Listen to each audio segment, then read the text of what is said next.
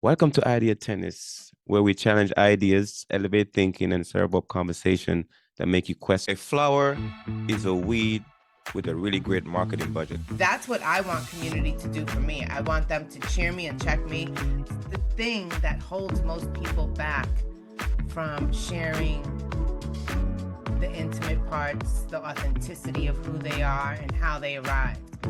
We want people to see the best of us, but we always weren't that version of us. Most people that have a dream in their heart or a vision that they want to bring to life, the number one thing that stops them dead in their tracks is fear.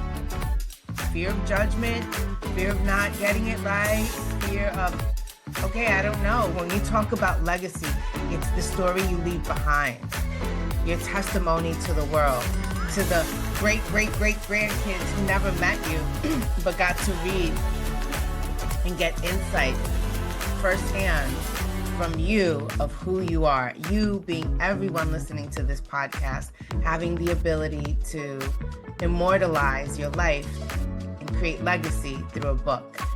Jessica, we're back. We're back. Good afternoon. Good afternoon to you, my friend. How you doing, lady? Yes, good afternoon. I saw a few snow flurries outside of my window. Oh, Yes, I don't think it's gonna be like real snow, so we're snow good. is coming already. Snow is coming already. Yeah, so I love the fall because there's usually like a chill in the air, but it's not really cold yet. In terms of a season of holiday time kind of thing, oh my goodness, Christmas is my thing. Christmas is my thing. Oh my goodness gracious. I love, love, love I Christmas. think I know why. Why?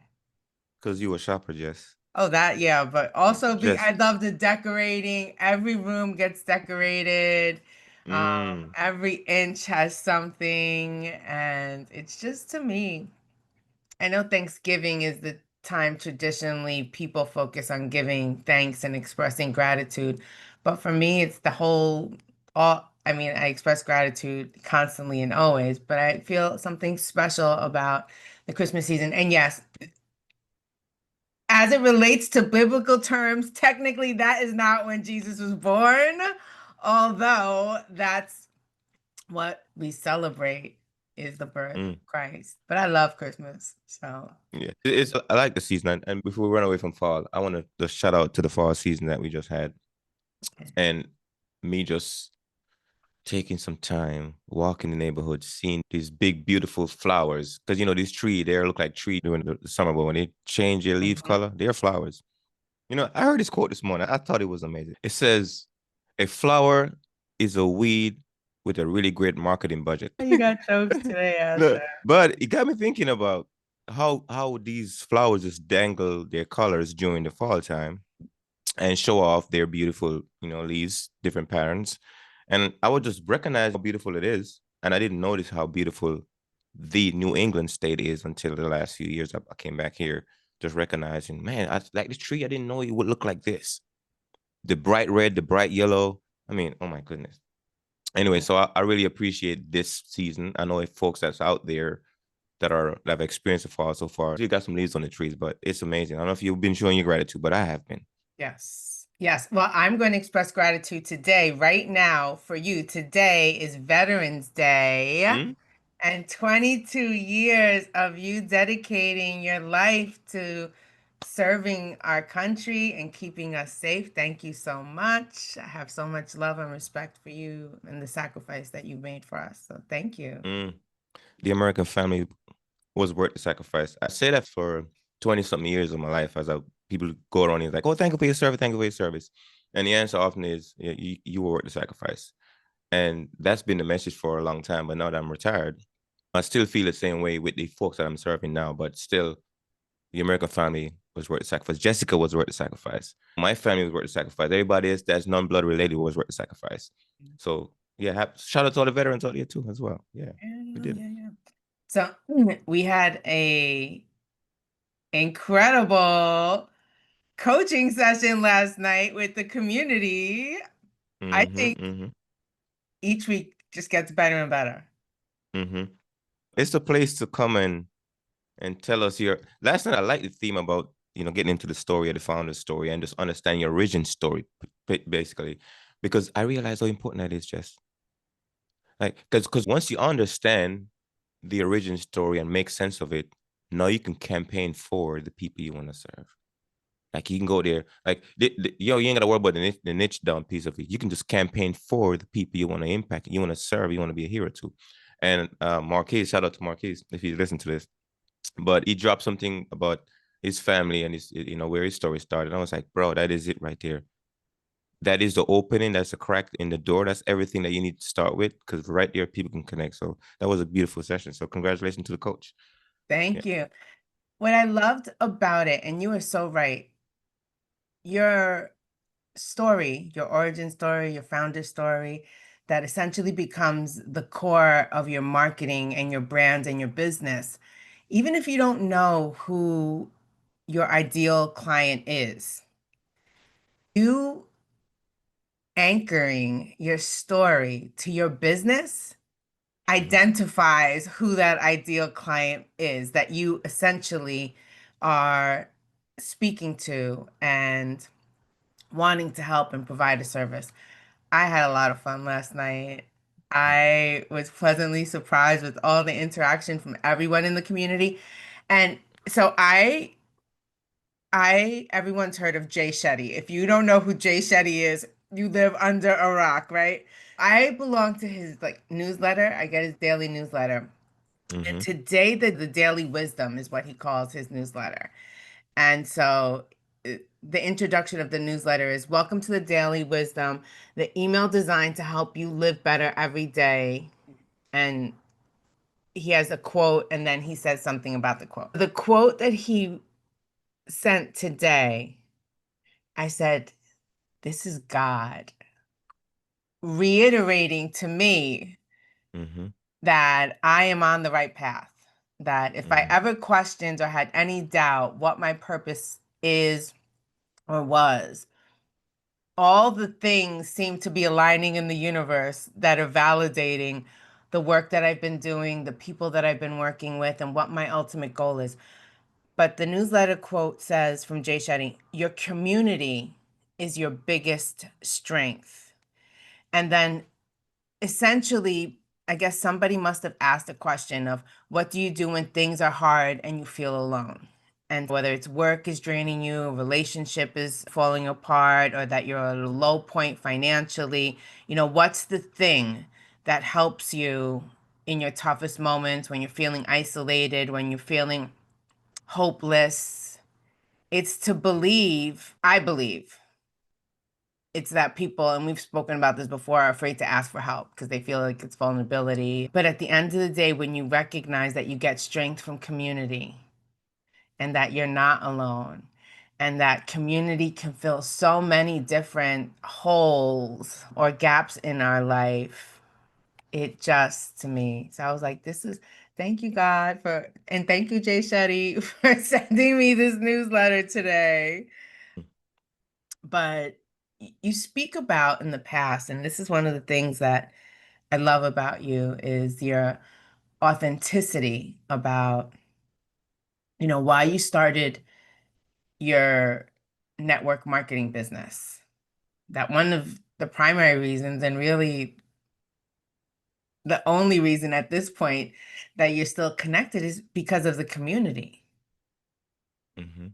You can't really put, in my opinion, a dollar value on that. Last night we spoke about emotions and the feelings that you want to resonate from other people with your story. So, Asher, your story led you to where you are today. Mhm. With the release of officially your Memoirs to Millions community, with the book you just launched for one of your clients, the book we have coming out with Vanessa and Joshua and the two of us at the end of the month. Why don't you give insight to everyone of how you arrived here today?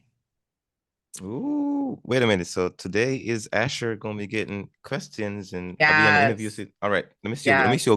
Let me see how great Jess questions are. It's First, gonna be, I'm gonna be very honest and transparent about it. It's gonna be twofold, two reasons why. mm-hmm, One, I want to see you succeed wildly beyond whatever you could have ever imagined with Memoirs to Millions. mm-hmm, I want to help be a part of that process for you to build a community that just transcends all around the globe. And I also want to promote that we got a book coming out, and I want people to scoop up the book, any type of version of the book, because I truly believe that the message in this book that we have coming out is mm-hmm. transformational in many different ways. I was reading it when you sent the email, I think it was on Sunday or Monday. I was reading it yesterday, and I was like, wow, this was good. This was like really, really good. So share with everyone who may be just joining us for the first time or who didn't hear about your backstory. Share with us. Yeah, no, on this Veterans Day, this one will make sense because no, if you a person that served in the military or you're a person that live in some kind of corporate structure, like a major structure, you've been working in a big organization structure, like the military or some corporate structure. And then you're exiting that structure and you want to do something completely different, something that's put you on the edge of the box, not in the box, not outside the box, but on the edge of the box. And I thought entrepreneurship would be that thing for me. So then I started to work on my vision. And I take it back to 2022. That's the date actually that I retired from the military. And in that period, Jessica, in that period, I have massive amount of anxiety, like I've never had before in my life. Like every time I think about it, I'm like, where did those emotions came from? Like fear showed up and anxiety showed up like I've never felt before. And I wasn't doing anything. All I had to do was stop doing what I'm doing and do something different. But the reason why a lot of that show up is because for 22 years I've been at speed. I've been running and therefore didn't spend a lot of time processing my emotion, processing the things I've been through because I was always busy doing something else. But when I stopped, they all caught up. Like all those things I've been running for, they caught up. And so anybody probably had that same experience where you're doing a lot, but then you take a break and everything catch up with you. All the emotions showed up, and I didn't know what to do with it. So what I ended up doing was I started writing because that's something that I kind of enjoy, but I never shared it publicly. And I started writing and putting down what I'm thinking on paper. And then through the process of doing that, I realized that wait a minute, I had I wouldn't call it a phobia, but I had this resentment against seeing therapists and stuff because I never do it in the military. So I was like, I'm not gonna see no therapist. I'm not gonna talk to nobody about this. Because even in a previous relationship I had, there was like, before like the breakup happened, like, can we go see a therapist and talk about this? Like, I don't see a therapist. What? That's what people that are weak. I'm not gonna see no therapist, right? But I didn't want to do it because the stigma was there for me personally. Because in the military, that's one of the things they started to change now. But one of the things is like, if I go see somebody for a mental wound, right, I would be looked at or looked down in a certain way. I didn't want to get that thing because I want to protect my status. So I didn't do that. A lot of guys, especially, find difficulty doing that. So writing was my form of starting to work on that stuff. And little by little, I started making sense of the things that I've been through, the things that I was like, feel like that was haunting me. And then little by little, I started to see the light. I start connecting the dot. I'm looking back like the web starting to make sense. Like I can connect the dot now. And that started the writing journey for me. So it's been over 3 years since I've been doing this. And I've been going at it like full commitment on this process. And I set a goal that I was going to write 86 books by my 86th birthday. I started a goal way back in 2016 to read 1,000 books by 2026 and 900 books in already. And then also, I've published 7 books already, Jess. Seven books for me personally, me being part of. And then I've helped publish around 11 or 12 books for other people. Now, that's beyond my wildest dream. It's been 3 years. I didn't know I was going to be doing that much in 3 years, but I set this massive goal that I'm going to do this thing. And little by little, it caused me to think differently because that goal was so big, Ashley couldn't do it by himself. And that comes back to the community piece we talked about. So I joined this network marketing organization for community because I was cut off from my brotherhood, the military, and I needed folks to support me on this journey. And I didn't know the billet. I was like, wait a minute. They was like, yeah, go hang out with these folks, their network. Start networking. I realized, oh, that's a lot of things people do in their network. And they market together. So I'll get to that network market and I start finding the people that I can talk to and have a good time with and share stories with. And from there, I started to see my vision come into life and start people to connect with, start meeting people that are network marketing for different reasons. But then you find that people are like, they're on the same path as you, but they're just like community, and they find people in the community like, oh, well, this is what I really want to work on, even though I'm here for this other thing. But this is the thing I really want to work on. And I start doing a lot of that. And from there, the sky is the limit, my friend. I'm gonna stop right here. So what are your thoughts? Isn't it amazing how God conspires for us and places people on our path and like the Mm-hmm. most perfect timing that we could have never imagined? Because while you were looking for community, I don't know if you honestly recognize that you were going to find your people in that community. You know, Mm-hmm. I think so many of us start something or become a part of a community almost with a singular focus and not recognizing that when you open yourself up to opportunity, it's almost like the bag of Skittles, a rainbow of colors. All the different things that you didn't recognize you needed all of a sudden appear as part of a community. And I'm so happy that, first off, we're going to do a little asterisk to the conversation.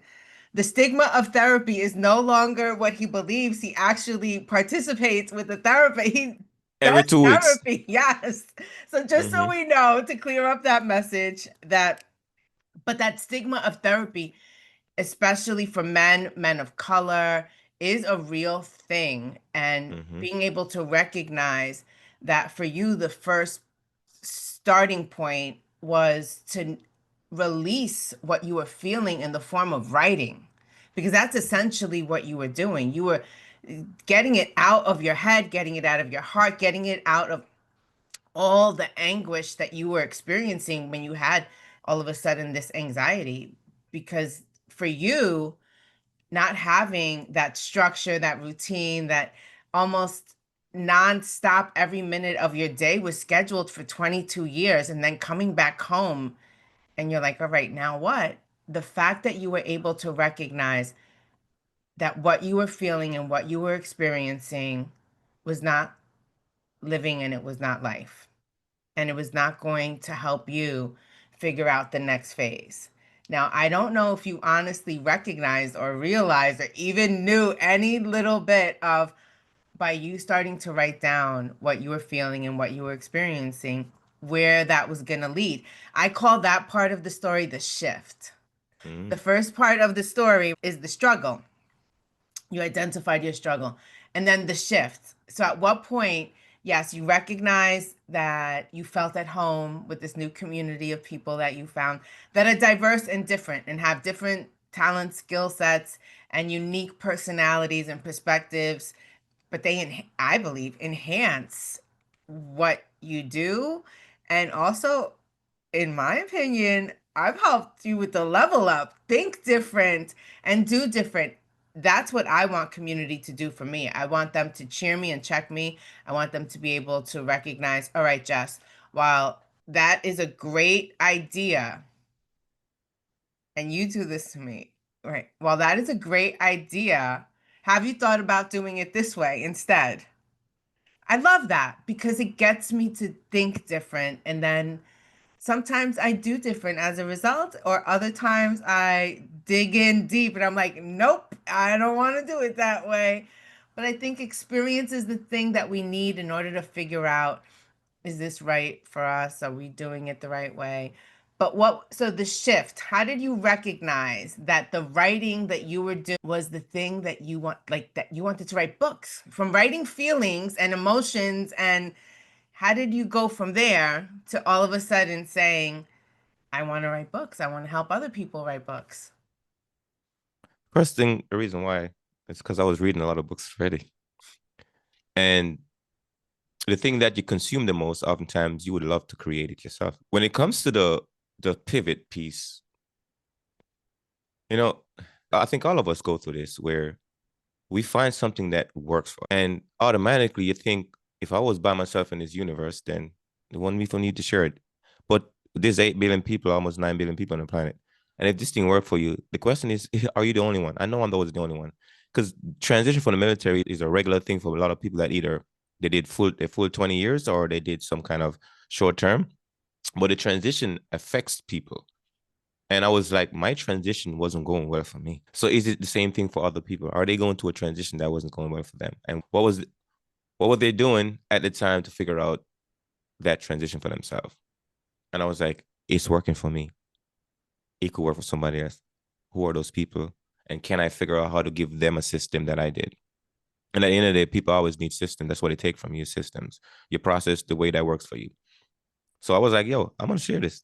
And then I start talking about it with other people. I'm like, well, let me get better at this. But then, if I had set the goal to write one book, I probably just write a one book and walked away. I wouldn't worry about, because I was like, I want to do this audacious goal. And because of that, I was like, I can't do it without other people. And then that made the shift, like, oh, this could be a business. It could be something else that other people take with them home. And that's when it started. So I just need to say I admire your vulnerability. Mm. It's the thing that holds most people back from sharing the intimate parts, the authenticity of who they are and how they arrived. We want people to see the best of us, but we always weren't that version of us. You weren't always that version of Asher. I wasn't this version of Jazz. Let me stop right. I want to tell you something, because another part of it, I remember I used to listen to Tony Robbins a lot. And he used to talk about celebrities and all this stuff. But I remember him, every time he talks, he goes back to principle, he goes back to some personal vulnerable story, then he goes back to his thing. And I noticed the back and forth. But the part that I noticed he talks about all the time is some of the story that one of the stories was about Thanksgiving, about how his dad didn't want to accept some gift, whatever. But it was talking about the vulnerable stuff, Jess, and that's where people connect with the vulnerable stuff. And I was like, wait a minute. So if you're brave enough to share that, you will conquer, because that's what a lot of people want to do, but they're afraid to do it. But if you do it, they connect with you. Yes. That vulnerability opens, almost like if you could visualize, if you close your eyes and you visualized being vulnerable and sharing a vulnerable story in your life with a stranger, it almost is like you opening the door and welcoming them in. You giving them a little bit of insight of how you arrived here today. Because of the vulnerability that you're expressing or sharing, or the story that you're telling that was a season or a chapter in your life, you're not only sharing who you are with that person, but you're also giving them like hope. You're also giving them understanding. You're also giving them possibility. You're also giving them like building trust. And when people know, like, and trust you, that's influence. That's influence. But even more so, it's how you get the people to become your people, who eventually become your raving fans when we're talking about business. It's giving them the insights of how you arrived here today. And so I'm going to ask you a question. I know the answer, but I want the audience to hear this part too, because it is part of that vulnerability. But was that easy? So you had the struggle, you made the shift, you recognized what you wanted to do, and you took the first step. Was it easy? Oh, it was very easy. I'm just Asher, kidding. why are you lying to the people? Tell them the truth, Asher. No, nobody would believe that. No, it's No, exactly. Nobody would believe that. It was not nobody would believe easy, that. Asher. Nobody. But here's the thing, Jess. The answer to that question, it was hard. But why did I want to do the hard thing? Because I realized that nobody talks about their easy stuff. Because nobody want to hear about it. People want to hear about what you did that was hard that you was able to finish. And I was like, yeah, this is hard. That means it's gonna be great to tell later. And I'm gonna stick and commit to this, because I came from 22 years of doing hard things. Yeah. And this one was no different because I can measure like, oh, this is gonna be easier. It's just that the first part of it was the hardest part because I was leading with emotion, which wasn't my skill. Meaning that I was leading with an area of a lot of vulnerability, which wasn't a comfortable zone for me. Mhm. But I recognize the power in that space. Like I haven't done this space at all. Like this one, no, I was always doing the polished thing, being a soldier, put on my uniform, do the thing. But exposing the internal piece of me, no, that wasn't easy because that requires some form of feeling, might feel embarrassed, might look like an idiot, sound like a fool. All that stuff gonna show up. And we don't want that. But guess what? People love to see that when you pass that phase and be able to look back at it. They're like, oh, look when Asher was sounding like an idiot, look like a fool. But look at Mhm. him now. Right. Even a person, if you're a person that's like working out, trying to lose weight, look when I was fat, but look, I'm fit now. Like, look when I was skinny, but now I gained enough muscle. Like, either way, right? The thing that you're doing when you started off and it looks like crap, you want to have that evidence because that's what people connect with because you can still share that. But starting that thing off is the hardest thing. Most people that have a dream in their heart or a vision that they want to bring to life, the number one thing that stops them dead in their tracks is Mm. the fear of judgment, fear of not getting it right, fear of, okay, I don't know. Where do I start? How do I figure this out? For you, you recognized that this was not going to be easy. And it wasn't going to be easy for a lot of different reasons, I didn't want it to be either. right? It wasn't going to be easy for a lot of different reasons. But you, even before you knew where you were going, and we actually spoke about this last night to one of my clients, even before you knew what the end result was going to be, you started tracking your journey. You started documenting your process. You started focusing in on what were the systems that you needed? What did you need to learn? Mm. You started from the perspective of, okay, this, I don't know all of these things, but the fact that I don't know all of these things is not going to stop me from going and moving forward. That takes a lot of tenacity. That takes a lot of resilience. And that takes a lot of courage. I mean, really, to remain steadfast in the idea of, I've never written a book. I've struggled with language my whole life, Struggled. but I'm gonna not only write books, I'm gonna read 1,000 books, and I'm gonna write 86 books by the time I'm 86. How did you go from there to here? Like what was the thing that let you know you were on the right track? There was this rabbi I was listening to way back in the day, and he was having an interview, and the interview asked him like, "How were you able to write 80 books?" I think he wrote 80 books at a time from his whole life, and he said, "I just found 80 different ways to say the same thing." So then I was like, "Oh, really? Interesting." So you was been speaking about the same thing 80 different ways, and I realized, okay, that's pretty much what it is. So then I was like, "Oh, I'm doing 86 because my favorite number is 86."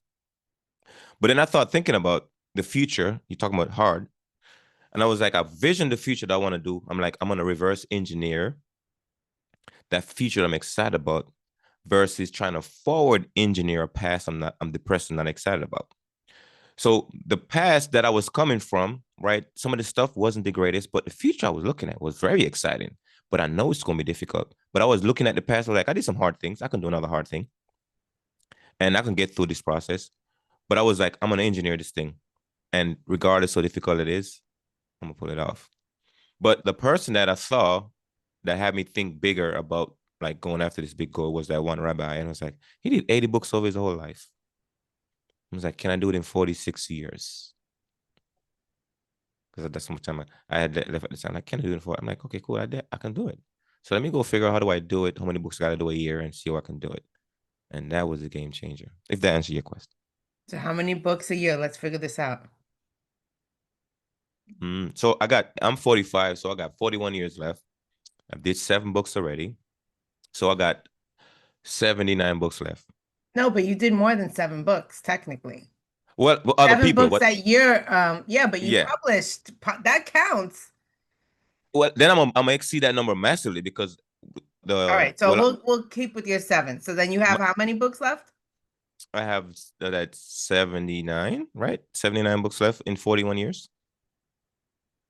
If you're just good at math, because I'm not good at math. So anybody listening, Ashley is not great at math, by the Okay, way. that's like 2 books a year. You're gonna exceed that. Okay, perfect. Yeah, It's like 2 books a year. 1.08, whatever. So that's like 2 books a year. But you're gonna exceed that because look, how many books did you write this year alone? Well, we did uh Memoirs to Millions, Mindset Coward now. That's Dr. 2 books. Anisha's book. Well, those I don't count those as my as I count as client books. So I did Dr. Anisha book, I did Destiny's book.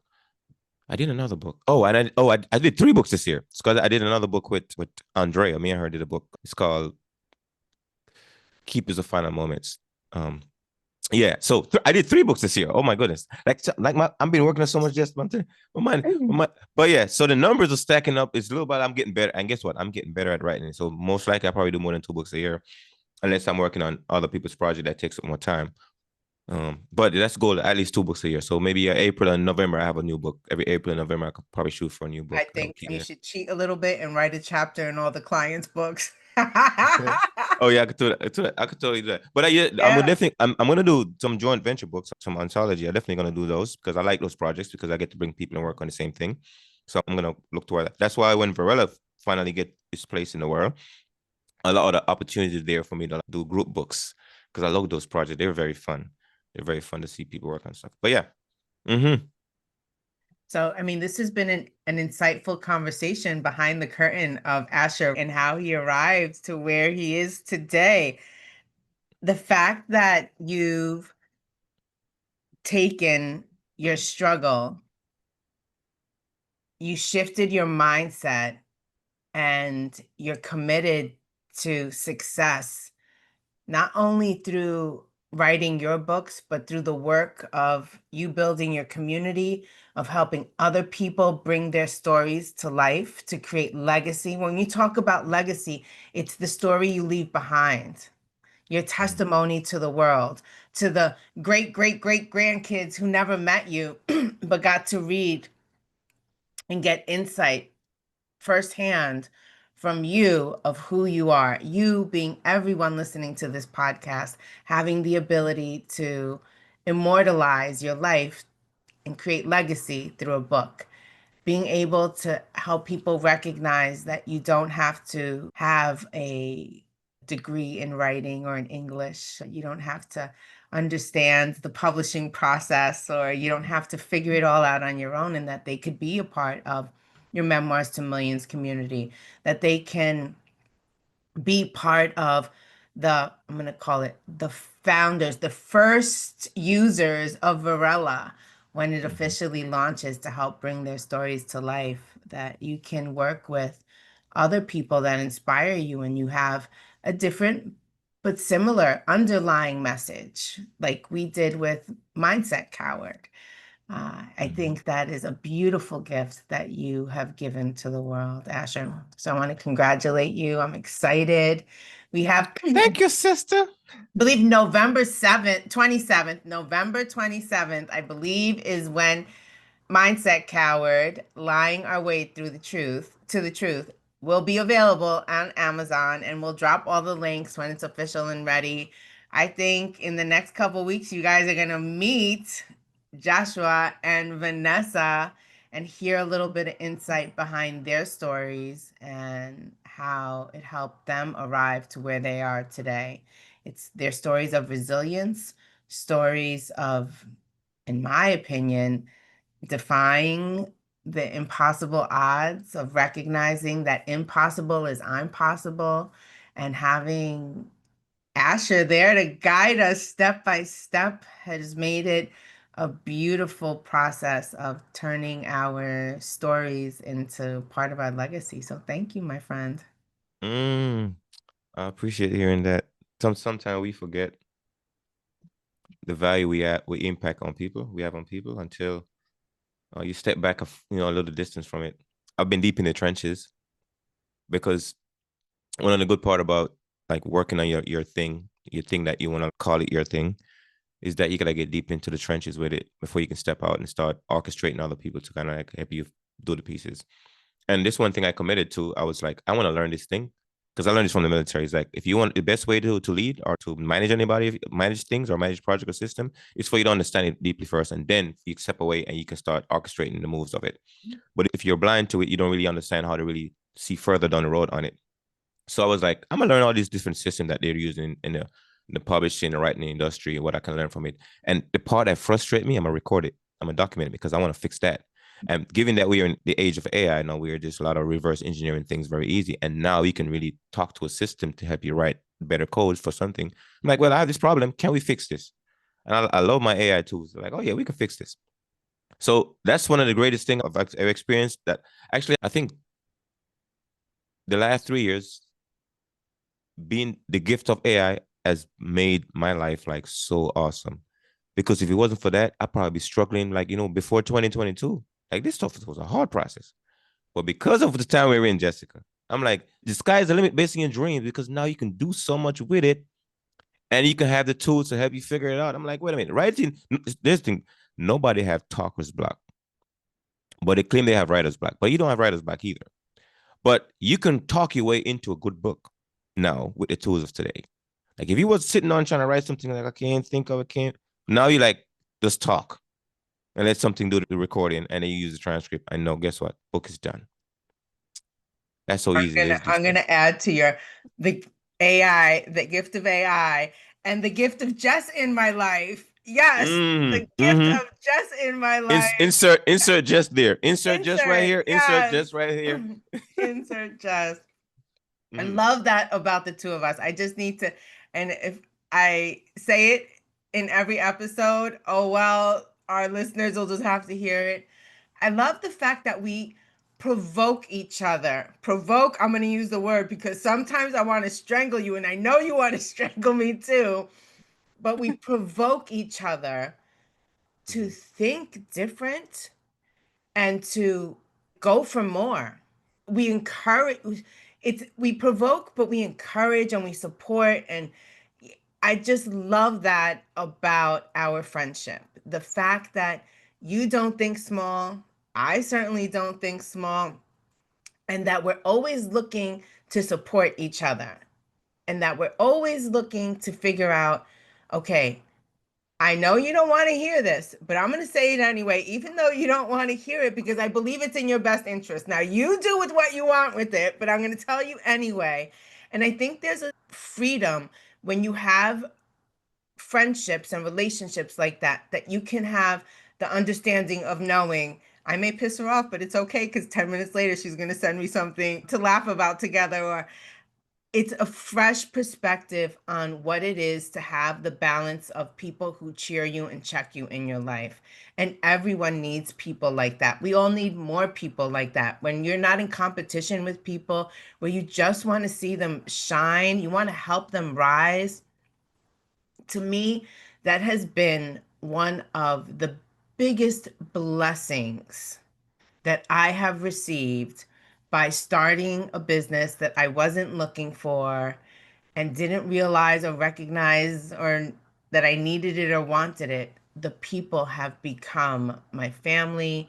The people have become my community. The people have become my partners in endeavors outside of that network marketing opportunity. And so if you're on the fence and you don't know, like, okay, when you think about establishing a business partnership with a network marketing company, it's not always about the product or the service. It's not even always about the money. But I can guarantee you this: when you lock arms with the right people, it becomes all about the community.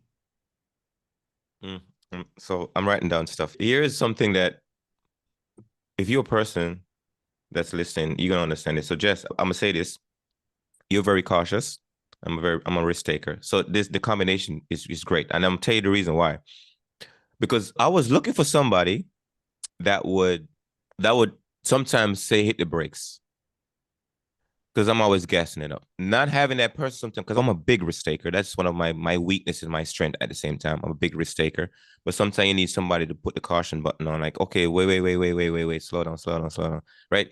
And sometimes that's necessary. And without that in my life, sometimes I take too much risk. I experience a lot of loss because I take a lot of risk. So then, it's all about that balanced portfolio type deal. Sometimes I don't balance the portfolio because I take a lot of risk because I like to learn. And sometimes learning is a risk thing because sometimes the thing about R&D, sometimes you might be doing a lot of research and development and you lose a lot of money. You're not making the money. You're not making anything, but you're getting an insight. And then you got to figure out how do you balance it out with something that's going to be able to turn on the other side of it. The boring stuff on the other side of it that requires all the caution, that stuff is necessary. So I say I appreciate you, my friend, for being a cautionary tale in my journey because sometimes I know I jump into things without even thinking about all the spaces, but I'm like, I'm going in to go figure out what's in there. I might get shot at a couple of times, but I know, get my duck down and like, okay, all right, let's come back to the board again. So I appreciate you for that. And by the way, I'm going to correct that statement. I am cautious. I am, but I consider myself a cautious risk taker. Yes, you are. I like to know. I'm a risk taker without caution. Yeah, and you're a risk taker without caution. Exactly. I want to know, as best as possible, what are the probabilities involved in this risk, right? What's the risk versus the reward? What's the best possible outcome and what's the worst possible outcome? So that I feel like I can make a well-informed decision.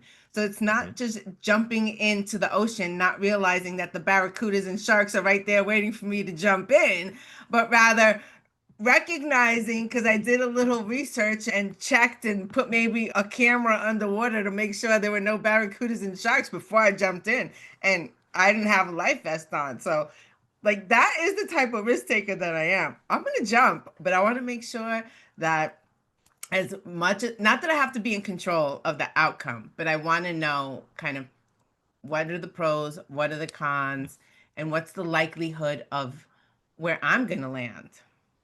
Mm-hmm. I think that's important when we talk about risk. I Mm-hmm. mean, you jump out the planes, you don't care. You go down the mountains with no, you don't. I think you get that like adrenaline rush. I do. I was just gonna add that too. So that's the reason why I appreciate you because Mhm. one of my injury in 2022 was one of the reasons why it kind of set me on another trajectory too because I was 40 2022 I was 42 years old at the time and I was riding my snowboard like bath out of hell, right? And I was going and sometimes people say, actually, you're going too fast and you slow down sometimes, but I'm like, man, I like the rush. But then when I got injured, I realized, bro, I'm not young like that anymore, right? Even though in my mind I was like, I feel like I'm in my 20s, but I was in my 40s. So when I got injured, I was like, oh, bro, you out. And it took a long time to recover. Normally, I was like, oh, bounce back because I haven't got injured in a long time since then. But I was like, I was thinking in my 20s, no, bro, you're old. Like you in your 40s. Like it takes a long time to recover from that. And after that, I was like, oh, actually, you got to start thinking differently. So I started, it put me on out of commission for a while. But then after I started reassessing myself, I'm like, I got to think differently now because I need to build something. And if I'm broken, I can't do this stuff, then I can't get my vision out there. So I parked myself. It's been almost 3 years I parked myself. I'm going to build the thing I want to build first before I get back out there and start having fun. So the thing can actually function without me. Oh, I And that know. wasn't a good chance. It's moving mountains to get you to leave your home, which I'm not going to say that I'm jealous, but I'm a little jealous that I saw you with some other people outside. I was like, wait, what? Ash just left his house twice for other people. But I had to celebrate my client's book launch. So I was different. All right, all right. I guess Yeah. that was work. But anyway, we are wrapping up because Mm-hmm. we've come to that time. All right, Asher, what are the last words you'd like to share with our audience about all the incredible things you have waiting for you to arrive in 2026? I will start with this one because I don't think the people appreciate the community organizers, the folks that plan parties, plan events, and ask for you to show up. And sometimes we don't appreciate those people for bringing people in the same room. Because, the introvert of the world probably won't plan much parties, but the extrovert of the world do. And they invite the introvert to show up, and the introvert just got to say yes. But sometimes we don't appreciate the planners of the party, the organizers, because it's a lot of work to do what they do. So every time when somebody says, "Hey, I got this community I'm building, I'm organizing people," I'm like, "Okay, let me see what's going on. Check it out." I appreciate you for doing this because when I show up, I get to meet people in that community. Just like what we started off talking about the community networking community that I was in. Um, it's somebody decided to organize those people and put a lot of effort into bringing people together, and I appreciate them for that because if it wasn't for that, I wouldn't know where people are at.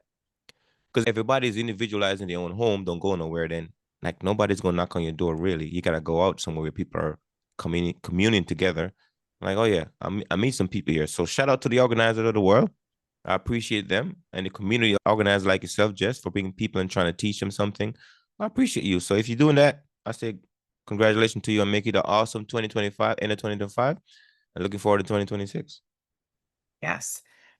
I cannot believe that we have, I think it's like 7 weeks left to the new year. Mm. In these next 7 weeks, we're going to have our first podcast with other people because we're going to invite Joshua and Vanessa to join us for a conversation about our book, Mindset Coward. We are going to, I believe, set up for 2026 with goals and visions and conversation about what's next and how to get to it. And I want to squeeze one more God talk in those 7 weeks. The God talks. All right, Yeah, let's I do it. call them the God talks. But today's been a lot of fun. I am grateful that we got on this Veterans Day to learn a little bit more about you. I think I got the quote wrong. I think I said the weed, but I think it says a flower is a weed with a big marketing budget. I think that's what I mean. I got the quote wrong, but I might have said weed with a big marketing budget. But a flower is a weed with a big marketing budget, meaning that the flower looked pretty because it was able to dangle and show you and shine and just that. So then, as the year closes out, we want to make sure that we become a flower with a big marketing budget, so we can start telling people what we about, what we bring to the world, how beautiful we are, all that stuff is happening because you gotta do it. If you don't do it, nobody's gonna do it for you. If not, you're just gonna look like a weed, and you want to look like a florist. All right, that's my last thought. Yes. Agreed. All right, then with that, my friends. Make it an utterly fantastic week.